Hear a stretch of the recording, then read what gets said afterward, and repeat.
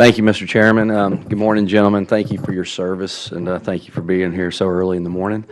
General Spencer, I know you, you probably share my appreciation for the Keesler Air Force Base, given the fact that they were named the best Air Force base in the nation in 2013.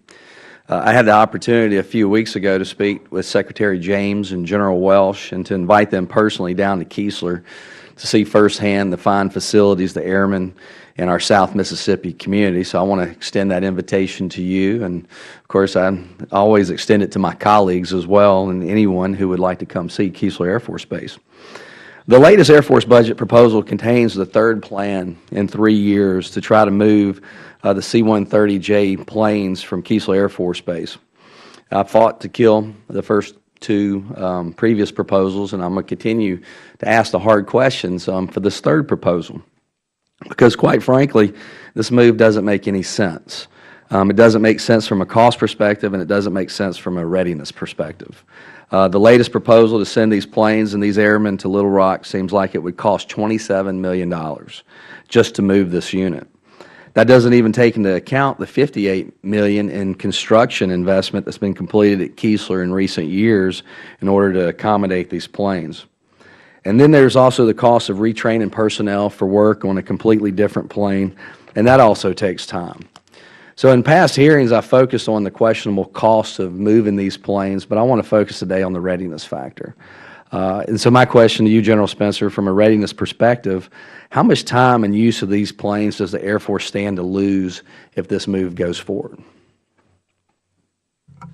Well, obviously, we wouldn't. Well, let me back up a second.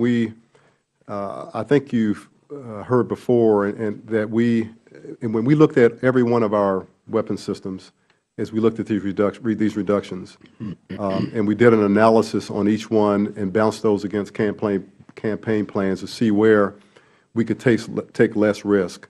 Our C-130 fleet overall is in excess of the requirement. And so what we decided to do then is sit down with the active duty, Guard, and Reserve and look at the entire C-130 fleet and look at where they're located and try to figure out where's the best place for them to be based on the mission that we have, and allow us to also draw down C-130s.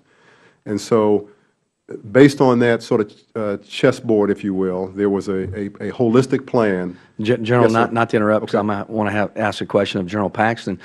How does this affect readiness? I mean, we have a unit that's been in combat, broke some serious awards over there, and from our perspective, we're hearing that it may take 12 to 24 months just to train up this unit to get it to a state of readiness. And if we want to get it to the state of readiness that this unit already has, it could possibly take another 12 to 24 months. No, I do not agree that it would take 12 to 24 months. Will you provide me some Yes, sir. justification for that? I appreciate yes, that. sir. Thank you, sir. General Paxton, my second question is for you. A few weeks ago, General Amos testified before our committee that the Marine Corps needs more amphibious ships. In fact, CNO Greenert said we should use 50 ships. We got retired generals and admirals out there saying we've got to have more of these ships as well. So we've got a need. The Navy says it's 38 ships. Under fiscal constraints, they can make do with 33. Right now, we've only got 28 ships, and we could drop as low as 22 in the next 10 years.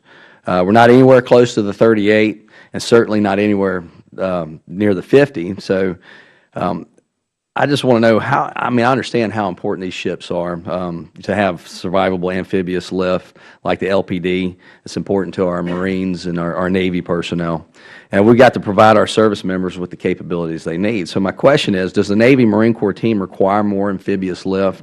What can we do to ensure that the Marine Corps requirements are being met, that our homeland is protected, and that we can get our troops to and from where they need to be? And how would increased amphibious lift capabilities provide flexibility to our service as the world becomes a much more dangerous place and not safer?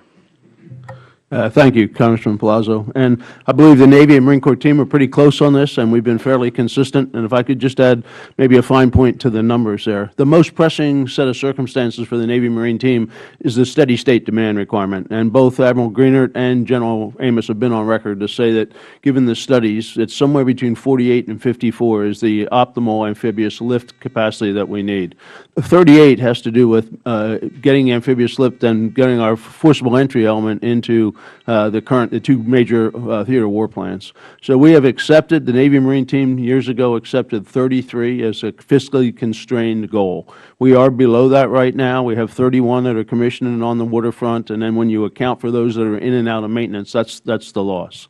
So to your specific question, sir, absolutely, we could use and we would like to have more ships. The challenge is the Navy and the Marine Corps both have maintenance requirements and capital investment requirements. There's a higher class sub and other things like that. So the challenge for us is to get that balance within the current top line. In order to get more amphibious ships, we know that we need to just increase the top line for the entire Navy and Marine team so that the Navy isn't forced to go into these really tough decisions between a carrier, a submarine, and an amphib ship. But we need more amphibious ships, sir. All right. Thank you, General. Thank you, sir. My time's expired. Thank you. Thank you, Mr. Palazzo. We'll now go to Mr.